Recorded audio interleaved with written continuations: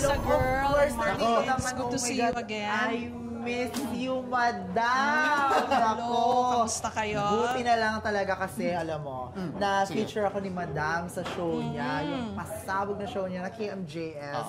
At buti na lang hindi ako na-feature doon as hayop.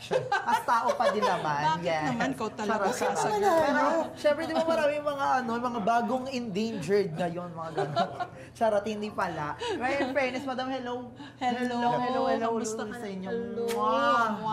the legendary, of course, pinag-aaralan namin to si madam. Nako. Pinag-aaralan? Pinag-aaralan. Bakit? Paano? Siyempre, madami siyang naging influence sa industry talaga. Tama. Especially yung the way she reports and of course, binibigyan niya yung truth sa atin, sa audiences natin. At serbisyo para sa bayan talaga yung ginagawa ni madam. How are you? I'm good. It's my 40th year this year. So, dun sa 75 years ng GMA, 40 yung covered ko. Kasi I started working in GMA in 1985. So, ika-40th year ko na to. And I'm happy and honored to have witnessed so much, no? Ang laki ng in-expand ng GMA through the years. Ang dami nang nangyari. So I'm also privileged to have witnessed so much history. But at the same time, I'd also like to pay tribute dun sa mga pioneer ng GMA News. Of course. Kasi sila talaga yung nagtatag ng aming news organization.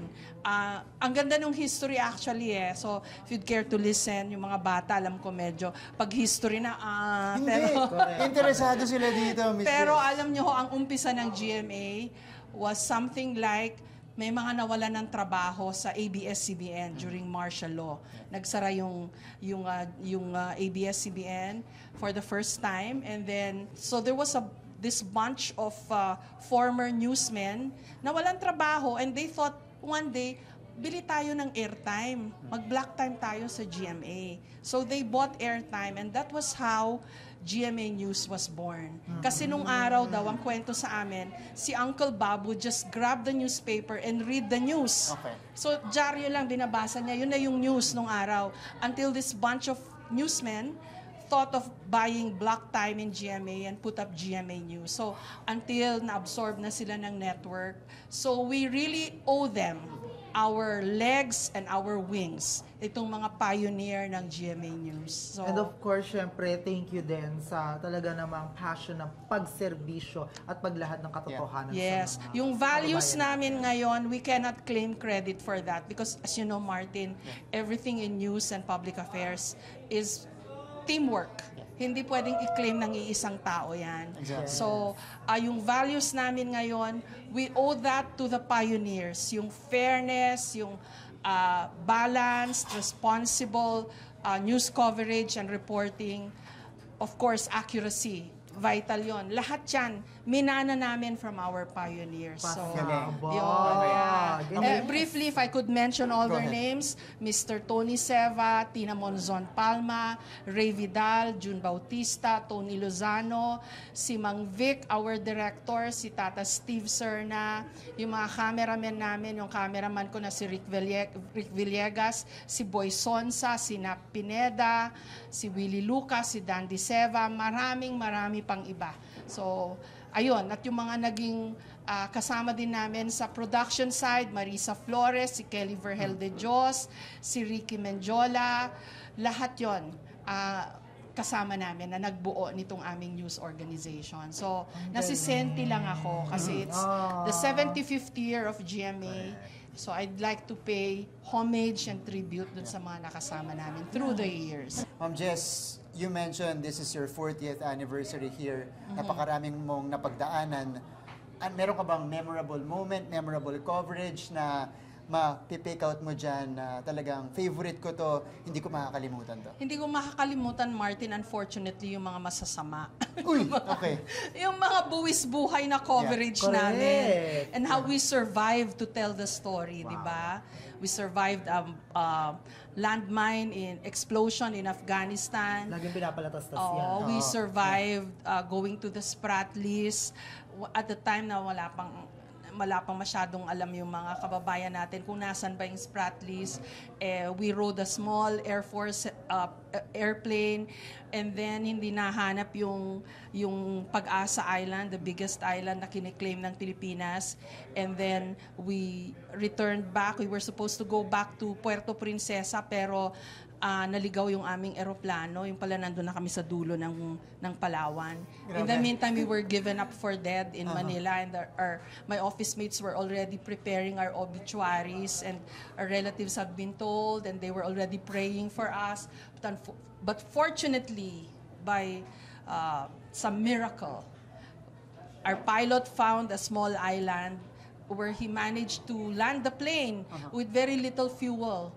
So, pag-land nung eroplano, tumigil na. Wala na siyang gasolina, konti na lang. So, Saktong-sakto. that's the story of yung adventure namin or misadventure namin sa Spratlys. And so many others. I also covered yung kaguluhan dati in Israel when there was some conflict in Bethlehem, which is very ironic kasi yun ang birthplace ni Jesus Christ, di ba? And hanggang ngayon, walang katahimikan doon. So, marami na. Every time, yung Yolanda, hindi ko makakalimutan yun, yung mga lindol. And from 85 until before year 2000, ang daming coup attempts noon, sunod-sunod. And I was covering the defense and military, and those were really, really very dangerous days. But thank God, we survived everything. So, nandito ako na ikukwento ko sa inyo. Yes. So, lessons in history.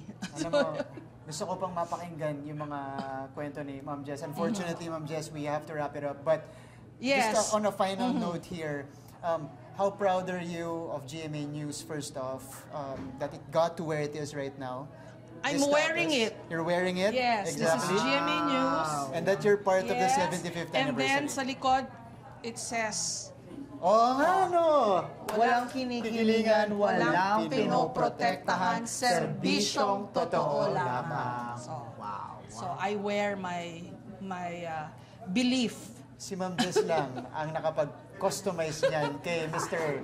Darren Matt. O, kita mo naman. I paid for this, ha? Yeah. Kaya napadesign ko yung gusto ko, the old logo, di ba? With some... Yung building din. Yung building, Wow. see? Okay. Okay. Ma'am Jess, thank you so Yeah. much. Thank you so Uy, much. yung mga lessons in history, naka-upload na po yan. No. It's Jessica Panoorin Soho niyo yan. at 40 telling the stories of Filipinos on YouTube, or you can type Jessica Soho at 40, or you can go to the GMA Public Affairs YouTube channel. And, of course, KMJS na yan! Yes! Lumipad ang aming team! Yes! Di umano.